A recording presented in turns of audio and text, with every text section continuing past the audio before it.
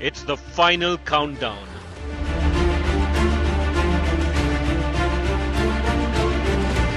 World leaders to touch down tomorrow.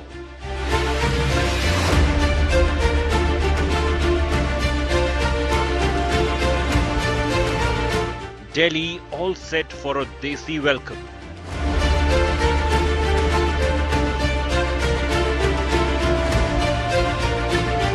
Prep's done. Now it's time for the grand G20 show.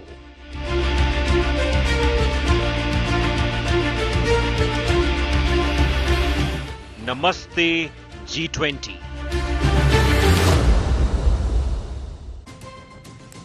Hello and welcome. Good evening. You're tuned into the special edition of 6 p.m. Prime with me, Akshata Nandagopal. This entire week, we've been counting down to this very moment, to the Group of 20, the G20 Summit kicking off. Tomorrow, this time, many of our world leaders will already be here in the national capital. Over the next 1 hour, I'm getting you all the details you need to know on the preparations, the steps that have been taken by authorities in the national capital to ensure we're 100% prepared for a full-fledged Desi welcome for our guests ahead of the G20 Summit. Also, we're going to ensure the next 1 hour you're fully primed and ready to go on what exactly could be the tangible takeaways of the G20 Summit. Why is it being referred to as a game changer for India? What will it mean for essentially the world order as it stands? That and much more coming your way. As always, let's begin with the headlines. After Udayanidhi DMK MP Raja's unrelenting attack on Hinduism likened Sanatana to AIDS and leprosy, Congress distances itself, BJP hits back, vows to eradicate DMK from Tamil Nadu. सनातन धर्म सबों का अपमान तो सुन ले सोनिया जी, हिंदू आस्था, हिंदू चिंतन का अपमान नहीं सहेगा Hindustan. Row over Udayanidhi Stalin, Sanatana insult explodes after Prime Minister called for a counter from his mantris. Chief Minister Stalin rushes to the defense of his son. Massive protests break out against Udayanidhi in Madurai.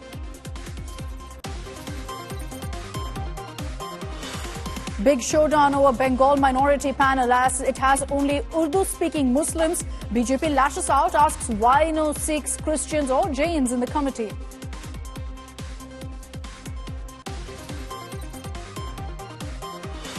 Prime Minister Modi concludes visit to Indonesia, forges stronger ties with ASEAN partners, presents 12-point proposal for strengthening India-ASEAN cooperation. हमारी history और geography Bharat और ASEAN को जोड़ते हैं.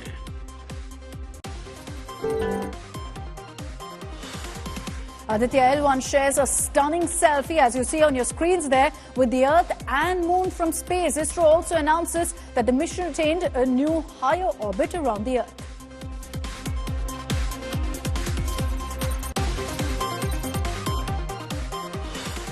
And it's a bumper opening for King Khan's Jawan. Cinego's Storm Cinema, Shah Rukh Khan starrer Jawan makes history in advance booking, gets rave reviews as well.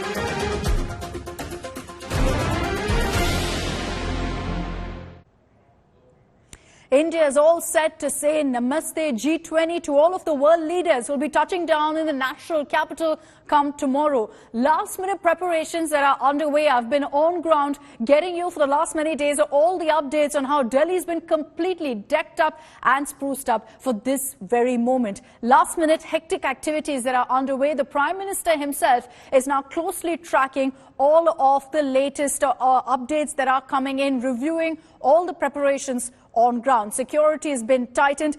The central Delhi area, Pragati Maidan, Bharat Mandapam, where you're going to see the main event take place, is all set for the G20 Gala. Let's first begin by getting you a report on the latest coming in from the heart of the national capital.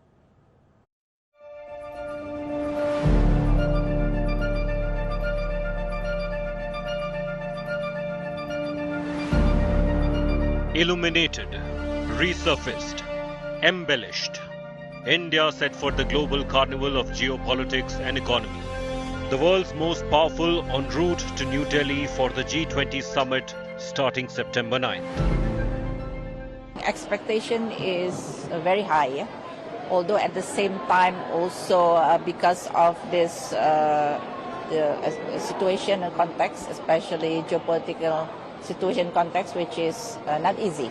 G20 is the 20th largest economy in the world, and not to mention also the largest number of population globally. So therefore, expectation is very high, especially on the G20 leadership and commitment on the on the most pressing development issues and challenges of our time. Everybody is looking forward to the outcome of the summit. The capital city turned into an impregnable fortress. Uniformed personnel standing sentinel at every major intersection and thoroughfare. The skies above equally safeguarded, with fighter jets on standby. Surveillance drones patrolling the airspace. During his visit, US President Joe Biden will travel in the Beast, billed as the world's safest car. Being flown to India from the United States in a Boeing C-17 Globemaster III, jam-packed with features. The presidential vehicle with military-grade armor, a blast-proof fuel tank, oxygen tanks, firefighting gear, and even containers of the president's blood type. A fleet of bulletproof limousines guarantees the safe transit of other dignitaries. A quick response disaster management center in place for any emergency during the summit. India is all set and decked up. You can see 5-star hotels, manicured lawns, national flag, murals and slogans and banners, Atiti Devo Bhava, that slogan, reverberating in everything that you see in the national capital. Moria Sheraton, of course, the pictures that you see, will be hosting the US President Joe Biden, and he's not going to be the first one to be hosted at this 5-star hotel in Lutyens, Delhi, where, Jim Carter, Bill Clinton, George W. Bush, Barack Obama, and even US President Donald Trump have stayed. An emergency medical plan activated in the city. 4 of the key hospitals taken over by the army. A control room at each one of them in 24/7 contact with the main G20 venue and hotels for the VVIP guests. हमारा अस्पताल 3 nodal hospitals जो designate किए हैं उनमें से एक है. यहाँ पर सारे वीआईपी डेलीगेट्स मतलब हेड ऑफ स्टेट्स के लिए भी तैयारी की गई है, और जो बाकी डेलीगेट्स हैं उनके लिए भी हमने पूरा 40-50 बेड उन लोगों के लिए भी रिजर्व करके रखे हैं. उसके अलावा डिजास्टर मैनेजमेंट में बायोलॉजिकल डिजास्टर से निपटने के लिए भी हमारा हॉस्पिटल डेजिग्नेट हुआ है. For city residents, authorities have set up special mobile police posts in order to facilitate filing of complaints and FIRs, especially in zone with tight restrictions during the G20 event. ये देखिए, ये एक pilot project है जिसमें बस के अंदर थाना बनाने की कोशिश की गई है. ये आप देखिए, एक ड्यूटी ऑफिसर यहाँ पर मौजूद हैं जो सामने बैठी हैं, जो आमतौर पे हम देखते हैं कि दिल्ली पुलिस के जब हम थानों में जाते हैं दिल्ली के, तो वहां पर जिस तरीके से ड्यूटी ऑफिसर मौजूद होती हैं, इसके अलावा अलग अलग अधिकारी जिनका काम होता है थानों के अंदर, उस तरीके से बस के अंदर भी डिप्लॉय किए गए हैं, जो अपने काम को उसी तरीके से करेंगे जैसे वो थानों के अंदर अंजाम देते हैं. आप अपनी रिटन कंप्लेन दे सकते हैं, और चूंकि ये पायलट प्रोजेक्ट है, आगे पीछे चारों तरफ यहाँ पे सीसीटीवी कैमरे लगाए गए हैं, हुटर्स लगाए गए हैं, ताकि अगर भीड़ के इलाकों में जाता है तो इसे रास्ता मिलता रहे. A city ready to welcome the world powers. A country embraces the global stage with a commitment to shape a brighter, future for the planet. Bureau Report, India Today.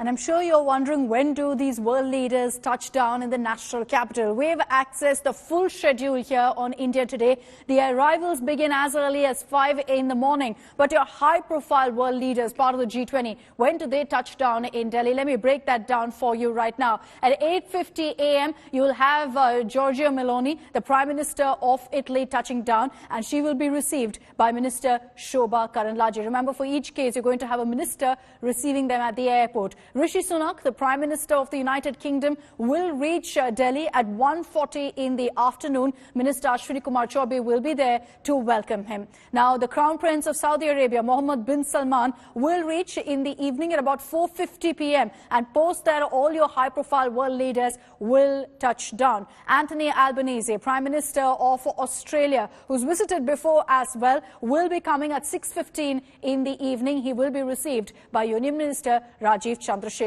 US President Joe Biden is slated to touch down in Delhi at 6:55 p.m. in the evening. He will be received by Union Minister General V.K. Singh. Justin Trudeau, Prime Minister of Canada, will touch down in Delhi 5 minutes after Biden at 7 p.m. Rajiv Chandrasekhar will be there to personally greet him and welcome him to India. Remember that Chinese President Xi Jinping is not turning up. Instead, Prime Minister of China, Li Qiang, will be here. He's going to be reaching at 7:45 in the evening. General V.K. Singh, besides the US President, will also be receiving the Chinese Prime Minister. The Chancellor of Germany, Olaf Scholz, will touch down at 8 a.m. on Saturday, just in time for the G20 summit, will be received by Minister Bhanu Pratap Singh Verma. Emmanuel Macron, French President, also will come on Saturday at about 12:35, we're being told. This will be in the afternoon, so he's going to be one of the last arrivals in the national capital. So these are the high-profile world leaders, just some of them that we've picked for you and given you details of. The stage is set for us to host the G20 summit. Almost every iconic location in Delhi has been spruced up and lit up to welcome all the G20 leaders. Let's get you some of those images. Wing Commander Gajendra from the Indian Air Force displayed the G20 flag at a height of 10,000 feet above the ground. This is a day ahead of the G20 summit.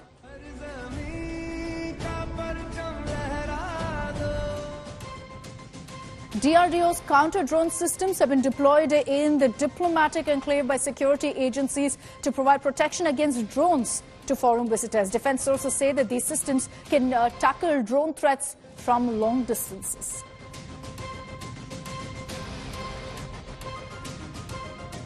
The Delhi police has deployed mobile police stations amid traffic restrictions in view of the G20 summit scheduled to happen this weekend. The idea is that if there is any emergency, the cops will immediately be able to move. It will help people who want to lodge a complaint or file an FIR. Stunning images that show you how Delhi is all decked up with lights and G20 posters. The Supreme Court has been lit up in the tricolour ahead of the G20 summit. The Supreme Court is very, very close to Bharat Mandapam.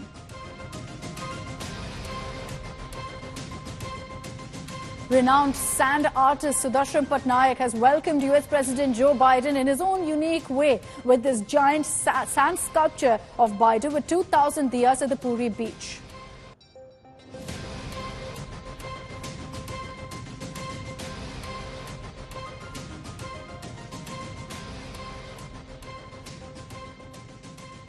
So we've got you all the images of how Delhi is all set to host the G20 summit. This is a game changer for India for many, many reasons, not just because we're hosting it, but because it sends across a very clear message to the world. What do I mean by that? Let's take a look at what some of the takeaways of the G20 summit that will happen this week really are. As far as the impact on Bharat is concerned, this essentially cements our place as the voice of the global South, a term that the Prime Minister constantly refers too. Also, as a rising force in digital transactions internationally by many of the developed economies and countries, we've been hailed for our UPI system. We could also lead the change and lead the fight against climate change, essentially something that G20 countries also have failed to take on enough. And also the very important term of Vishwaguru and Vishwamitra. At a time of global conflict amid the Russia-Ukraine war, we could play a crucial role in being that bridge. I'd like to bring in Gaurav Sawant on this broadcast, who of course, as you know, not just tracks geopolitical issues but will be there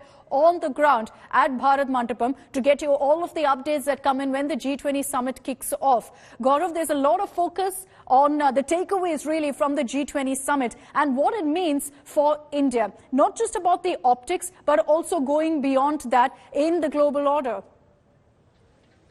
You know, Akshita, the optics are important, but the tangible takeaways are far more important. And let's talk about India's big push. India's big push is to emerge as the voice of the global south, of the developing world. And that is why this proposal to have the African Union to be a part of the G20 permanently. And why? Now, G20 shouldn't just be a talk shop for the developed world or the problems that they are facing. It's also mitigating the problems that are being faced by the developing world and help them. The debt crisis, climate change, energy requirements. There are so many issues, medicines that are required, debt burden, digital transformation, food and energy security.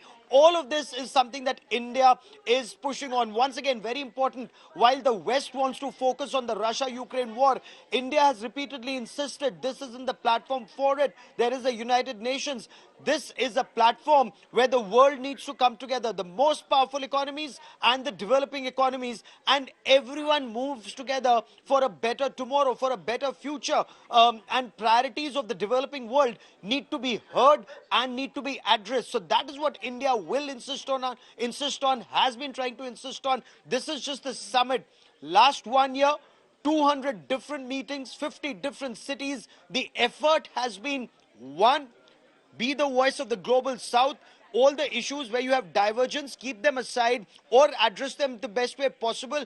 But the issues where there is convergence, move forward on those lines, Akshita. Very interesting. Gaurav, thanks for joining us with those details. But I'm going to take what you said and really take that forward with our Foreign Affairs Editor, Geeta Mohan, as well. Let's put the focus on geopolitics with Geeta. A redefined world order is something that everyone's been talking about, and that there's no doubt is going to be a big takeaway for the world and particularly for India. Because when we talk about a redefined world order, there's a place for India in that. Let's in fact put out those graphics for you first before we go across to Geeta Mohan on that. Now, besides the redefined world order, there are also, other points. For example, a prominent voice to developing countries. The G20 Group of 20 is not just developed economies, it's also developing countries, which is why India plays such a crucial role as to several other countries. The African Union, courtesy India, has been given a place in the G20 high table. And that's a very, very important takeaway because many believe that they've been ignored and sidelined for decades. India has given them that breakthrough and that platform. Let me bring in now Geeta Mohan on this. Geeta, to you, looking at the takeaways, the tangible takeaways really from this G20 summit, geopolitically, what excites you particularly? Well, geopolitically, what is challenging, Akshita, as also exciting is the fact that there are proposals and counter-proposals. Now, G20 has really opened up to what the problems exist today. It is not so much a multipolar world as America, India and many other countries would like it to be, and that's quite evident in the challenges that the chair really faces today, and that has to do with all the objections because G20 is a consensus format, all the objections that are being raised by China, some by Russia on the Ukraine war front. But the fact is that that's where India is playing a very critical role role in ensuring or trying to ensure that there's some semblance of consensus. Now, Amitabh Kant has told us that the consensus will be found in the joint document on development, but there certainly are those challenges. Apart from that, the biggest and the most important aspect of the G20 is not just the fact that it's an economic forum that is going to look at various important economic structuring and restructuring, whether it's debt restructuring, sovereign debts, relief to developing countries, climate change. But one important proposal, Akshita, is trying to get African Union to become a member of the G20. What does that do? It actually really then will be really representative of what the world and the new order really looks like, with the African continent included as a grouping, not as just one country or the other. 55 nations being represented apart from the 19 member states, 27 member states of the European Union, and now 55 member states of the African Union. That is going to be a big one. Interesting takeaways. Thanks very much, Geeta, for joining us with those details. As Geeta pointed out, the economic takeaways from this kind of a summit are extremely crucial, because that's essentially the large focus of the group of 20. How really to take forward economic decisions and economic reform. In our next report, we break that down for you on financial consensus from the G20. There's going to be a lot of focus on regulating cryptocurrencies, something where India has pushed and put the focus on. There's going to be a lot of focus on multilateral banks as well. Let's break that down all for you in our next report.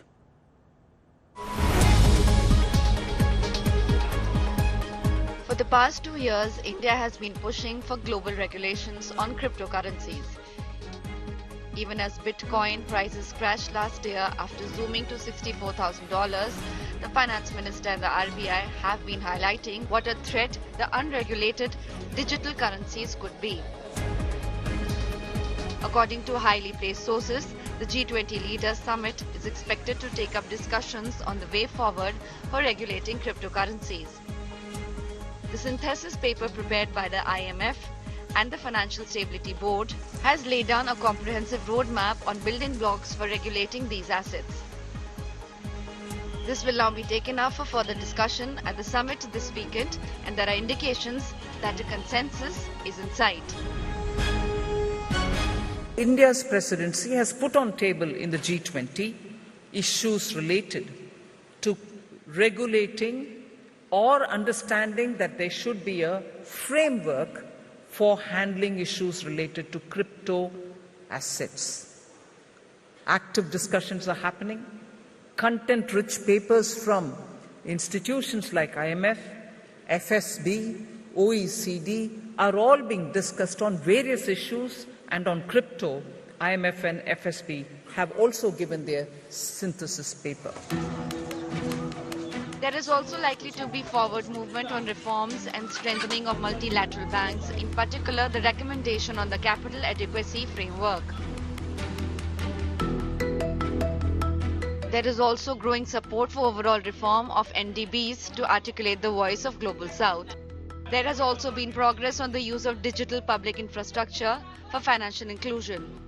India is the co-chair of the Financial Inclusion Action Plan along with Italy, and will give policy guidelines for G20 financial inclusion initiatives for a 3-year period from 2024 to 2026. Importantly, discussions will also be held on managing global debt vulnerability, which has been a key agenda of India's G20 presidency. Debt vulnerability of 3 countries, including Zambia, Ghana and Ethiopia, has been addressed under the common framework for debt treatment. Sri Lanka's debt restructuring is being done outside the framework. Similarly, global debt distress. Countries are in deep distress, not just less developed countries, but middle-income countries as well. That affects the global financial architecture as well. Even discussions on debt distress under Indian presidency are happening in the G20, seeking global collaboration. However, differences remain in certain areas, especially tying up climate issues to debt restructuring is registering some pushback from China. Similarly, there has not been agreement with Russia on the issue of assessing the macroeconomic consequences of food and energy security. With Karishma Sudani, Bureau Report, Business Today Television. As we come down to the G20 summit, there's been a lot of focus on the building behind me, the Bharat Mandapam. It was constructed and renovated essentially to host the G20 summit, now making it the largest convention center in the world. I visited the Bharat Mandapam and I can tell you, I can vouch for its beauty and its grandeur, lit up like never before. You can see that we've created a virtual Bharat Mandapam here in our studios. The real building is much grander and more beautiful. These are live images coming in right now of the Prime Minister having returned from Jakarta in Indonesia, touching down in the national capital. With just hours to go for all of our world leaders to return and to come to Delhi. You've got the Prime Minister returning after a power-packed visit to Jakarta for the ASEAN summit. There's been a lot of focus on the Prime Minister's hectic schedule as well.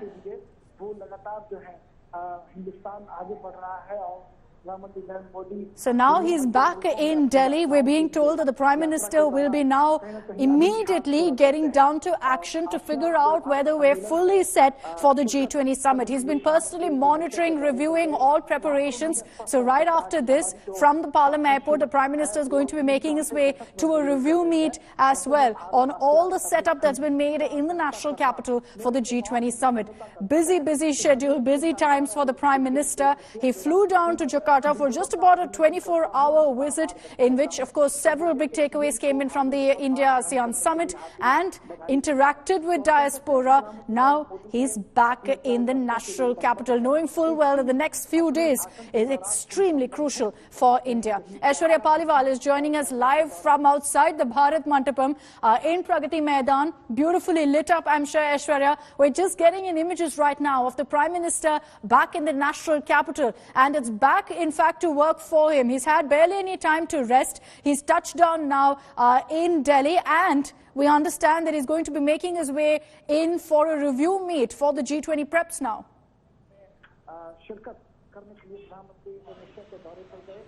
Well, working round the clock, Akshita, that's something that the Prime Minister has mastered over the past many years. And what we will see today, the review meeting that he will hold today, is a testimony to the fact that now he's touched down, and the first thing that he wants to do is to make sure that everything is tip-top. Now, the theme for this G20, Akshita, something which has been pasted and plastered across the national capital, is Vasudhaiva Kutumbakam, which means that one earth, one family, one future. The entire motto is this, the entire national capital is lit up with these kind of images, the G20 logo, almost everywhere, everything is lit up, and the review of what will happen over the past 3 days is something that the Prime Minister will do. Now, the security, let me tell you, Akshita, is top-notch. Everyone has now been asked to make sure that they have the ID cards, 9th and 10th, the entire NDMC area, the national, the central Delhi area will be fortified. Now, everyone is making sure that things are on top. If we speak about the kind of arrangements that have been made, especially foods, if we speak about the food, Akshita, this is the year of the millet. The United Nations had said 2023 is the International Year of Millet, so millet's also coming to the fore. Apart from everything that India will speak about, the soft power that, we are showcasing, through all these things, we will also be making sure the governments, in fact, are working to make sure that a very strong framework comes out by the end of it, and India definitely leaves a big legacy when we talk about the G20 summits, which have been held before, and the G20 summits, which will be held in the future. Akshita. And the Prime Minister closely monitoring all that's happening at Pragati Maidan as well. He's had a hectic schedule, participating in a meeting of Council of Ministers as well as a cabinet meeting yesterday.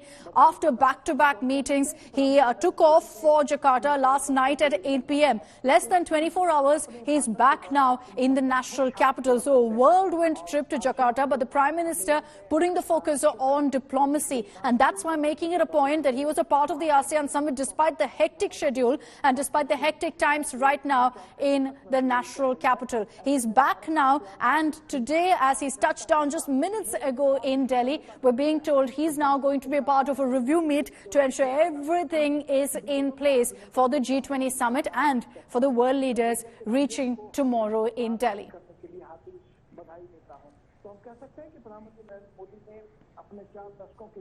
So the Prime Minister also is going to be closely reviewing the preparations and setup at the iconic Bharat Mandapam right now. Let's get to a report where we take you inside Bharat Mandapam to show you how amazing this building is and why right now it's being hailed as a national icon. The world is watching what's going to be happening at Bharat Mandapam, and it's an iconic location.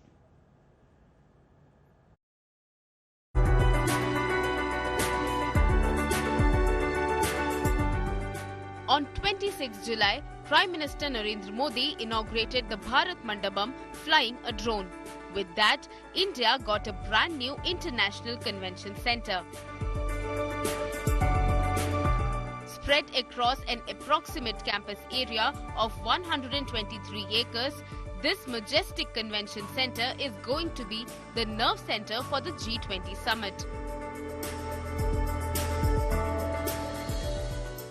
This is where the final event of the G20 will take place. This is the Grand Summit meeting room, and these chairs made from Indian teak are meant for heads of states.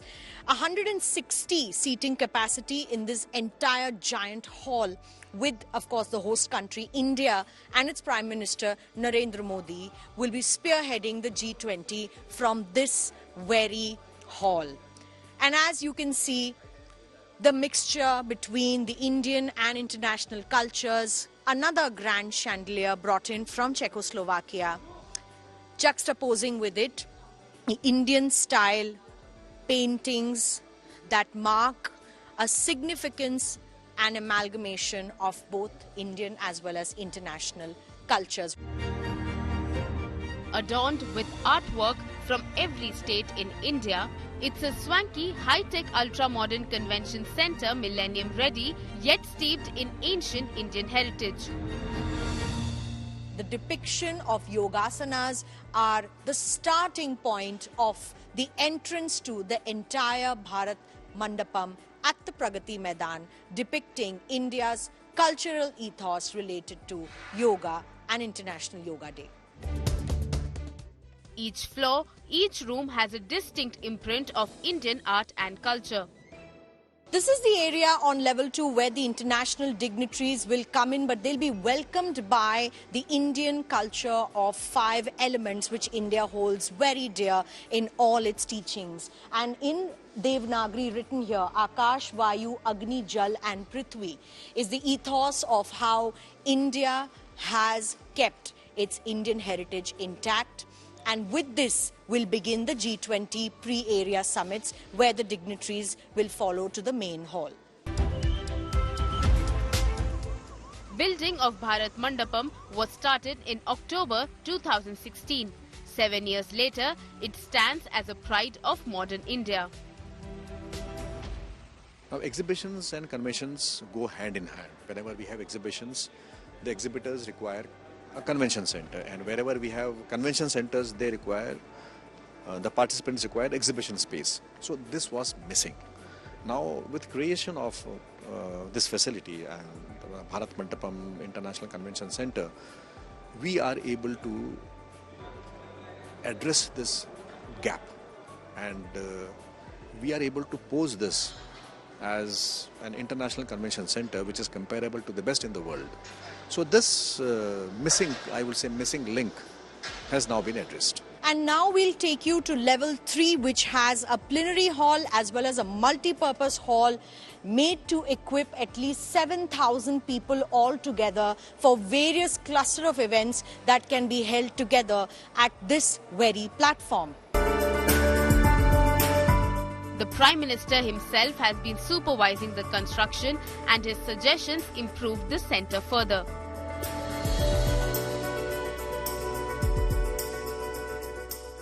See, his focus has been on technology, and he said that wherever we have these artifacts and art buildings and all, we should have a QR code so that people just scan and come to know about that facility. Right. And now we are putting those QR codes at all these exhibits. Yes, I did see them. Yes. Whether it's an outdoor amphitheatre or an indoor plenary hall, this Bharat Mandapam Convention Centre will be equipped with each and every technology that you see at the international level, whether it's Wi-Fi connectivity or QR code scanners.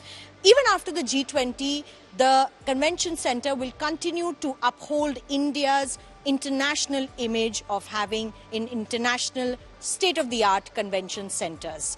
With Ashok Banot in New Delhi, Milan Sharma for India Today.